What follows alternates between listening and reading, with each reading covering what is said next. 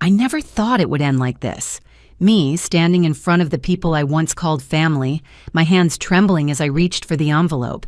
But they only saw the tremor, not the truth, not the fire that lived behind my weathered fingers, just the shake, and they laughed. "My God, look at her," Diane muttered, loud enough for the front row to hear. Maybe she shouldn't be handling anything that important at her age. The chuckle that followed was sharp, like broken glass sliding under skin. My nephew Ethan snorted beside her and whispered, maybe she signed something she didn't even mean to. They thought I didn't hear. They thought I was too old, too slow, too soft. I heard every word. "My name is Eleanor May Carter, and I'm 71 years old. I've worked every day of my life since I was 17, taught high school English, raised 3 sons, buried 1 husband, survived 2 heart surgeries, and cared for my sister until cancer stole what dementia hadn't. But today, at my late brother Harold's will reading, none of that seemed to matter, because today, all they saw was my shake. Let me tell you something. The hands may shake, but the mind, it's still sharp. Sharp enough to remember every smirk, every slight, every conversation behind closed doors that they didn't know I overheard. I've spent the past 10 months pretending I didn't see their betrayal, pretending I didn't notice the way they hovered over Harold's signature pages, pretending I didn't know what they were planning, but I knew, and I had time. It all began the night Harold called me. It was a cold evening in February, cold enough that my joints ached before I even picked up the phone. "Ellie," he said, "can you come over? I don't know what's wrong with me, but I need you." When I arrived, Harold looked thinner than I remembered. His hands trembled too, but no one mocked him for that. They only ever mock old women, don't they? He told me he'd been thinking about his estate, that he wanted to revise his will, again, that he didn't trust Diane, his daughter-in-law, and that he hadn't heard from his own son, Ethan's father, in months. "They just want the money," he whispered, voice breaking. "They think I'm too old to know the difference, but I do." That was the last real conversation we had. 2 weeks later, he was gone. And just like that, they circled like vultures. Diane moved into the house within days, said she was managing his affairs. Ethan showed up the next morning claiming he'd always been close to Grandpa. Suddenly, family members who hadn't spoken to Harold in years were popping out of the woodwork like cockroaches after a storm. And the will? The one I watched Harold revise just days before he died? Nowhere to be found. Until today. We were in the downtown courthouse, a grand building with tall gray walls and ceilings that echoed every footstep. The lawyer, Mr. Lanham, stood at the head of the table with a sealed envelope, his eyes scanning the room cautiously. He looked uncomfortable, nervous even. I could tell he was holding something back. "Before I begin," he said, adjusting his glasses, "I want to confirm that everyone present understands that the version of the will I am about to read is dated January 9th. I froze. That wasn't the most recent version. I knew because I was there when Harold signed the last one, on February 1st, 3 days before he passed. Diane cleared her throat. "Of course we understand. January 9th was his final version. Right, Eleanor?" She smiled at me sweetly, as if she hadn't just gutted me in front of everyone. Her eyes were daring me to speak. I stared back at her. My hands shook. Yes, but not from fear, not from frailty, from restraint, because I knew what was in my bag, not a tissue, not a Bible, the updated copy. They thought they'd won, that their version, manipulated, backdated, forged, would stand unchallenged, that the woman with trembling hands and a cardigan too big for her frame wouldn't dare question them. But they forgot who they were dealing with. I wasn't just Harold's sister. I was his witness, and I had something they didn't, the truth.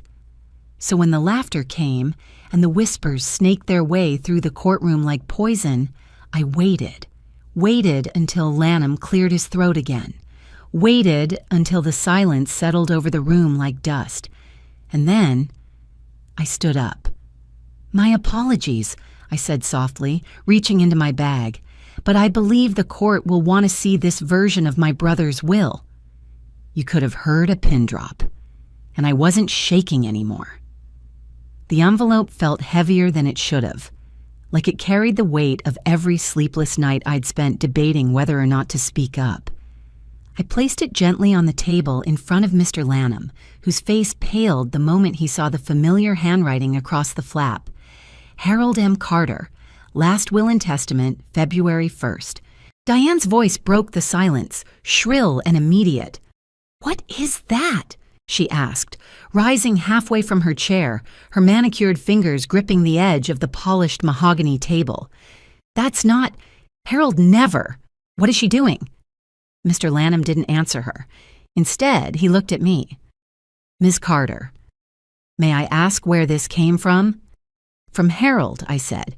"He signed it at his home with me and his neighbor, Lyle Benson, as witnesses. The notary came that same evening. You can call him. He remembers." Behind me, I heard a scoff. Ethan leaned forward, his smug expression faltering. "This is absurd. You expect us to believe you're just walking in here with a brand new will? After all this time?" "I'm not expecting you to believe anything," I replied calmly. "I'm expecting the court to verify it. That's what this process is for." Mr. Lanham opened the envelope carefully. I noticed the way his hands trembled slightly, too. Something about that gave me the courage to keep standing. He pulled out the document, his brow furrowing deeper as he read. His lips moved slightly, quietly mouthing the date, the clause, the signature. And then his eyes widened. "This version is substantially different," he said. No one in the room breathed. Diane's voice dropped a few octaves. "Different how?" Mr. Lanham swallowed hard. "In this version, the primary beneficiary is Eleanor." The silence shattered into chaos. "You lying old witch!" Diane shouted, lunging across the table before her husband yanked her back by the elbow. "You manipulated him. You waited until he was weak and confused, and this is elder abuse. This is fraud." "You'd know a lot about that, wouldn't you?" I said, locking eyes with her.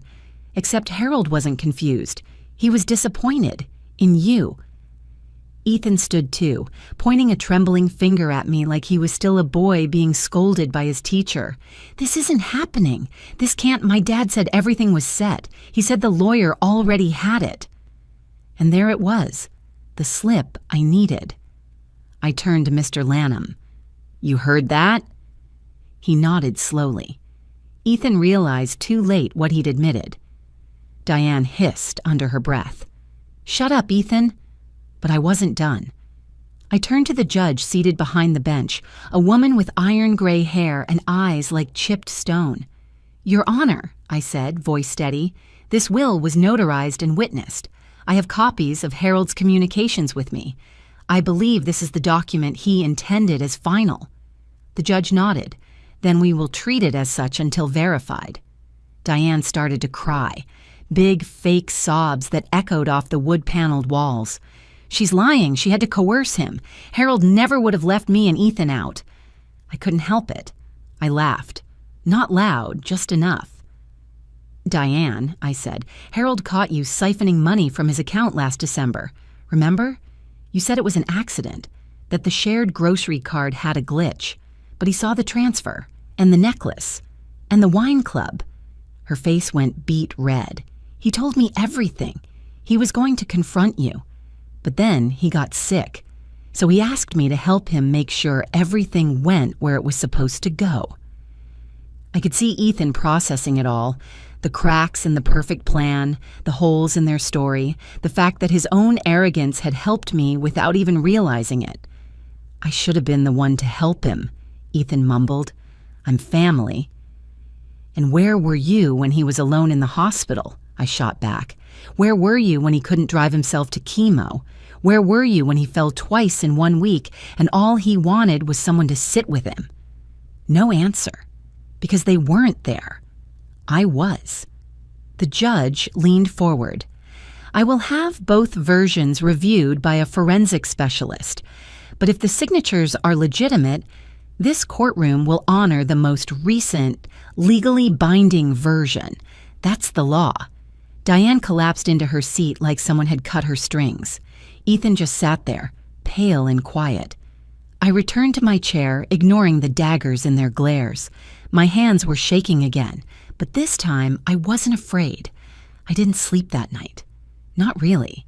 Even after handing the will over, after watching Diane's fury melt into panicked sobbing and Ethan's disbelief solidify into stone-faced silence, I lay awake, staring at the ceiling. Not because I was afraid of what would happen next, but because I was remembering everything that led me to that moment. All the late nights, all the doubt, all the times I nearly convinced myself to just let it go. But Harold wouldn't have wanted that.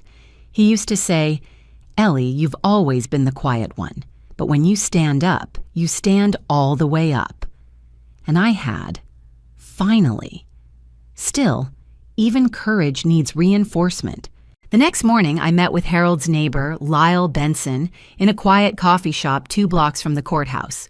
He was already there when I arrived, early as always, sipping black coffee and scribbling in one of those tiny crossword books he kept in his glove compartment.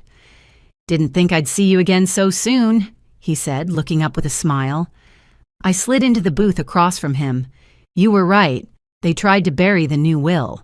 "Told you," he said with a small chuckle. "People get strange when money's involved. Harold knew it too. That's why he insisted we notarize it and make copies." I nodded. "I need your help again. They're going to fight it." Lyle's smile faded, replaced by that quiet, old man seriousness that I'd come to respect over the last few months. "You want me to testify?" "I may need it. You were there when Harold signed the new version. You heard what he said, how he wanted to change everything, how he didn't trust Diane." He set down his cup. "You still have the voice memo?" I pulled out my phone and tapped the file.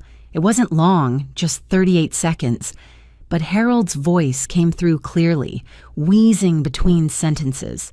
"Ellie, I want this one to count. They'll be mad, but you've been here. You showed up. You always do. Make sure they don't take what they don't deserve." Lyle listened silently. When the audio ended, he looked up at me and said, "He meant every word." The voice memo had been my lifeline for months. I hadn't even told Mr. Lanham about it yet. I wanted to wait until Diane and Ethan tried to challenge the handwriting or claim Harold was confused or worse, coached. That's what they were going to try. I could already hear the angle forming in their heads. She manipulated him. He wasn't in his right mind. Look at her. She's a bitter old woman who wanted revenge. But they underestimated me. Again. That afternoon, I went to the courthouse clerk's office and filed the memo as supplemental evidence. Along with it, I submitted Harold's hospital records from the day he signed the new will, confirming he was lucid, alert, and medically cleared for visitors. The notary's name was already in the will packet. I called him personally to ensure he'd confirm everything. He did. "Harold Carter?" the notary said over the phone. "Yes, I remember him. Frail but clear-headed. Seemed determined. Asked thoughtful questions. I even remember he joked about his funeral playlist." That was Harold. Diane and Ethan weren't going to win this time. 3 days later, the official notice came. The court was moving to validate the new will based on preliminary authentication. A full hearing would follow. Diane immediately filed an objection, claiming undue influence. But the moment she brought in her lawyer, a stiff man with a cheap tie and a tone like cold gravy, I could see her confidence was already beginning to crack. Their defense was built on one thing, that I was too old, too fragile, too emotional to be trusted. They harped on my hands, my age, my relationship with Harold. They made it sound like I had nothing else going on in my life, as if I had just waited like a spider in a web, hoping for inheritance. But they couldn't erase the paper trail. They couldn't silence the memo. They couldn't scrub the fact that I had not only stayed by Harold's side, but had witnessed and documented his wishes down to the dotted I. And still, even knowing all this, I was nervous walking into that courtroom again. The hearing room was packed. Diane wore black. How dramatic. Ethan looked like he hadn't slept. I walked in wearing a soft blue sweater Harold once gave me for Christmas. I didn't wear black. I didn't come to grieve. I came for justice. Mr. Lanham greeted me with a polite nod and leaned over. "We have everything. And the judge is thorough. Stay calm.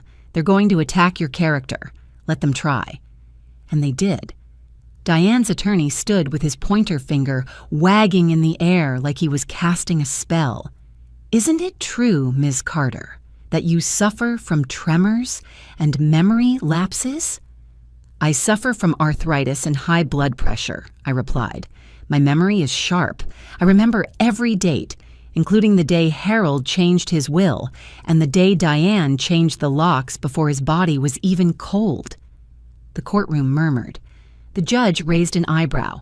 Mr. Lanham stood next, with the memo in hand and a printed copy of Harold's email to him, requesting a new will draft. The judge read every word. She asked every question. And then, near the end of the hearing, she looked directly at me and said, "Ms. Carter, your hands may tremble, but your documentation does not." That's when I knew the tide had turned. Diane didn't show up to the next court date. She claimed she was unwell, that the stress of the entire ordeal was affecting her mental health, but I knew better. She was unraveling. Her world, the one she'd tried to build on lies and greed, was crumbling around her brick by fraudulent brick, and I was the one holding the match. Ethan came alone. He didn't speak, didn't even make eye contact with me, just sat there, his shoulders hunched, his jaw tight. I almost felt sorry for him, almost. But then I remembered how he stood at that first reading, sneering, mocking me with his mother, how he laughed at my hands, how he looked at me like I was something beneath him. Number sympathy had no place here. The judge called for final statements that day. My lawyer, Mr. Lanham, stood with quiet confidence. He didn't need to shout or point fingers. He just laid it out plainly. The February will was legally sound. It had been witnessed, notarized, and filed appropriately. The memo from Harold proved intent. The email chain confirmed planning. The notary had provided a signed affidavit. And I had no criminal record, no financial stake until Harold made me executor, and a well-documented history of caregiving and presence in his final months. In contrast, Diane and Ethan had nothing but claims. When the judge asked Diane's lawyer for a rebuttal, he scrambled. He questioned my motives, my health, my character. Again, but this time his voice wavered. There was a desperation to it, because deep down, he knew it was over. And then something unexpected happened. The judge requested to hear the voice memo played aloud in court. I nodded and handed the bailiff my phone. He plugged it into the speaker system and tapped play. Harold's voice, raspy but clear, filled the room. "Ellie, I want this one to count. They'll be mad, but you've been here. You showed up. You always do. Make sure they don't take what they don't deserve." You could have heard a pin drop. Ethan blinked hard. Diane's lawyer sank slightly in his chair. Even the stenographer paused for a beat. The judge finally spoke. "I've heard enough.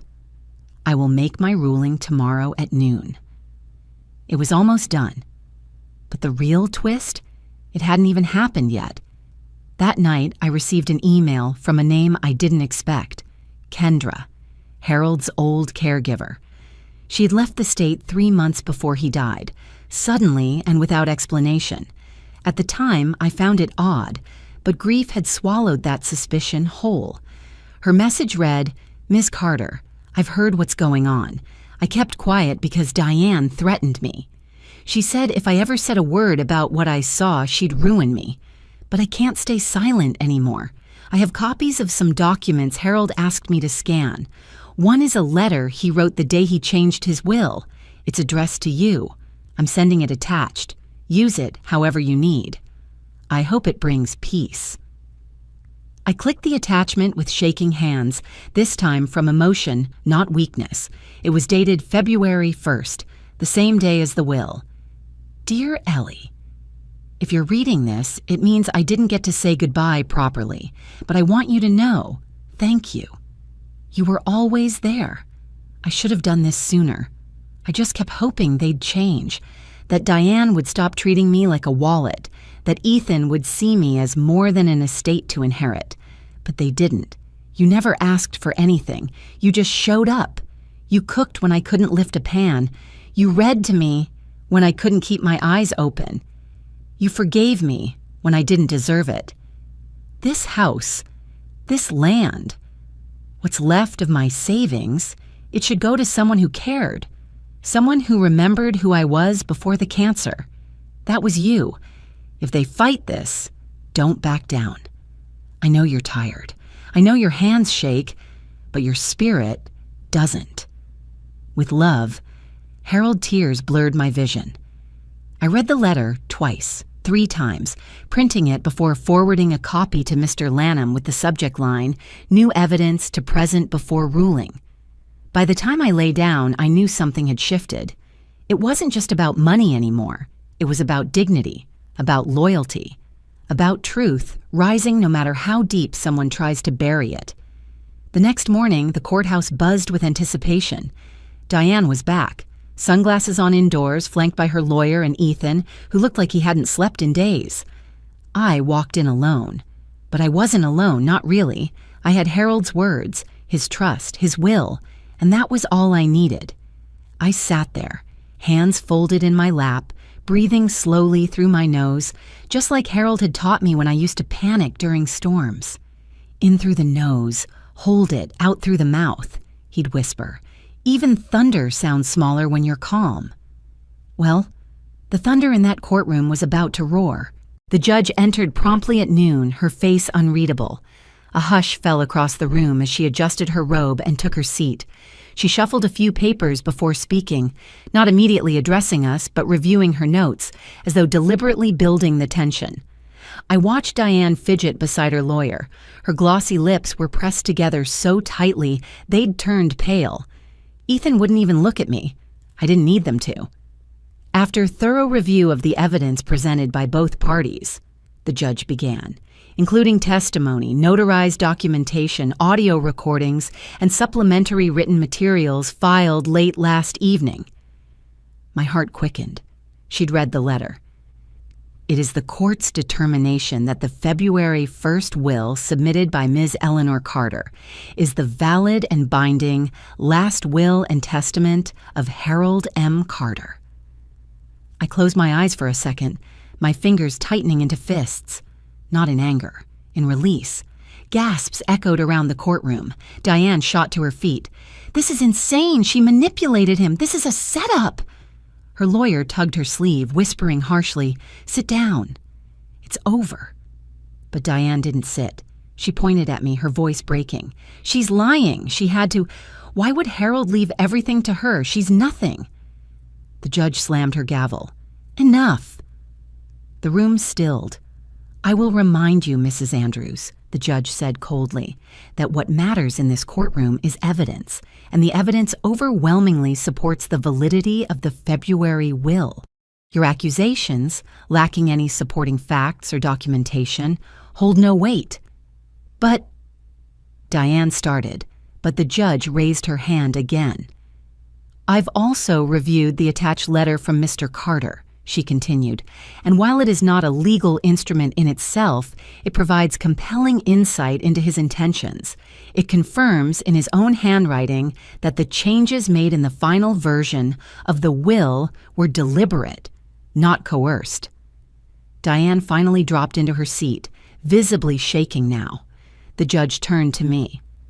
"Ms. Carter, as executor, you may now begin proceedings to distribute the estate in accordance with this ruling. Any further contestation by other parties must follow the appeals process through appropriate channels." I nodded. "Thank you, Your Honor." That was it. The bang of the gavel sealed everything. Harold's house, his land, his savings, the little collection of Civil War books he cherished, all of it, now mine to protect and honor. But more than that, his voice had been heard. his wishes upheld. I stood slowly, tucking the original letter into my coat pocket like a secret I could finally carry with pride. As I turned to leave, I caught Ethan's eyes. He didn't look angry. He didn't look smug or even bitter anymore. He looked small, defeated. He tried to mouth something. I'm not sure if it was sorry or help or why, but I didn't stop to find out, because Diane wasn't done yet. Just outside the courtroom, in the hallway near the elevators, she caught up to me. Her heels clicked like gunshots across the floor. "You think this makes you better than us?" she hissed. "You think he really wanted you to have it all? You're just an old woman who clung to a dying man." I turned slowly, finally meeting her without flinching. "No," I said. "I'm an old woman who showed up for him. And you showed up for his money." Her face twisted, but she had nothing left to say. I got in the elevator and pressed the button. As the doors closed, I saw her reflection in the polished steel. Frozen, helpless, exposed, and I felt no guilt. That evening, I walked through Harold's house alone. My house now. I touched the arm of his favorite recliner. I opened the fridge to see he still had my homemade peach jam tucked on the second shelf. I stood in the middle of the living room and just listened. It was quiet. But it wasn't lonely, because every corner of this home remembered me, and I finally felt at peace. The legacy wasn't about the money. It was about being seen, being chosen, being loved enough to be trusted with the pieces of a life that truly mattered. And the people who mocked my shaky hands, they forgot something important. It's not how steady your fingers are. It's how strong your spine is when the moment calls for it. Weeks passed. I didn't make any big announcements. No bold Facebook posts, no dramatic declarations to the neighbors. I didn't need to. Word spread on its own. People in town started greeting me differently. The pharmacist called me Miss Carter now instead of ma'am. The clerk at the post office offered to carry my packages without being asked. A woman I hadn't spoken to in years stopped me outside the market to say, "You handled that whole thing with such grace." But it wasn't grace. It was grief and grit. Grief for the brother I'd lost, who had never quite known how to express love until the end, and grit for the woman I had to become, to honor him after everyone else tried to rewrite his last words. The first thing I did was walk through Harold's house with a yellow notepad. Not to list valuables, not to figure out what I could sell, but to write down every memory. The sunken spot on the couch where he used to fall asleep during football games. The dent in the wooden floor from the time we danced barefoot like fools after his 60th birthday. The garden outside, wild with neglect, where he once planted tomatoes and basil just to impress a woman he never called back.